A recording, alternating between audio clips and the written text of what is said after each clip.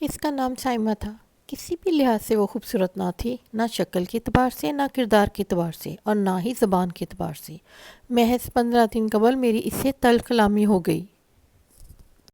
میں نے اسے مکان چھوڑنے کا کہا کہ بس اب تمہیں مکان خالی کرنا ہوگا۔ اس نے بھی ترقی بے ترقی مجھے کہا اس بار وہ مکان خالی کر دے گی، لیکن 2 دن بعد ہی اس نے میری منت سماجت کی، معافی مانگی اور کہا میں اس سے مکان خالی نہ کراؤں۔ میں نے اس بات میں سر ہلایا اور چلایا، مگر آج دن 2 بجے اس نے مکان خالی کر دیا، ہمیشہ کے لیے۔ وہ مر گئی تھی اور مجھے اس کے مرنے کا علم بھی کئی گھنٹوں کے بعد ہوا۔ 4-5 دن قبل اس کا پتہ چلا کہ بہت بیمار تھی، تو میرے دوسرے کرایہ دار اسے سر گنگا رام ہسپتال لے گئے، مگر وہاں کچھ ٹیکے شیکے لگوا کر لے آئے۔ پرسوں رات کو میں کافی ساری میڈیسن لے کر اس کے پاس پہنچ گیا۔ دیکھتے ہی دیکھتے اندازہ ہو گیا کہ مسئلہ سیریس ہے۔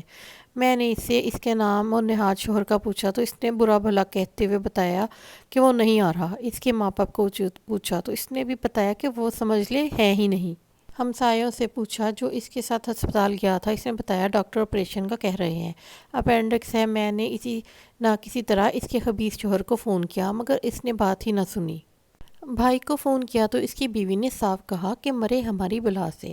باپ کو یہاں تک کہا کہ جلدی آ جائیے، خرچے سے ڈرتے ہیں تو وہ میں کر دوں گا، لیکن ادھر سے اچھا مگر ہی کا جواب آیا۔ 2 دن میں ایک اور الجھن میں رہا اور آج وہ مر گئی۔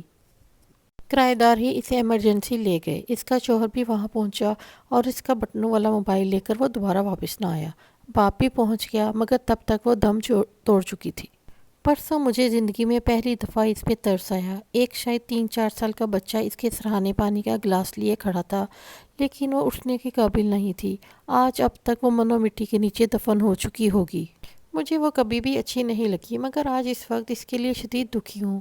باپ ستیلا تھا، اس نے بیچ دیا، پھر اس نے کس طرح اپنے کردار کا سودا کیا، یہ بیچاری وہی جانتی ہیں یا رب جانے۔ مگر وہ زندگی کی دوزخ کا پیٹ بھرتی رہی۔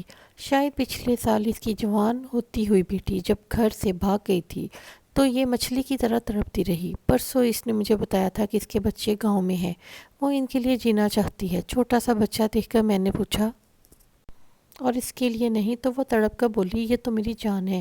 وہ میرے پاس مہینوں رہی، مگر میں نے پہلی دفعہ اس کے باپ سے بات کرتے ہوئے اس سے اس کا نام پوچھا۔ سائمہ تم تو مر گئی ہو، لیکن مجھے پہلی دفعہ تمہاری تلخیوں بلکہ کانٹوں بھری زندگی پہ ترس آیا۔ رب قادر و قدیر سے دعا ہے جیسی جہنم جیسی تم نے زندگی کاٹی ہے آگے نہ دیکھنی پڑے، اور اگلی زندگی سراسر رحمت ہی رحمت ہو۔ اور ہاں سائمہ، ایک چھوٹی سی ریکویسٹ تم سے بھی، میرے رب سے میری شکایت نہ کرنا پلیز۔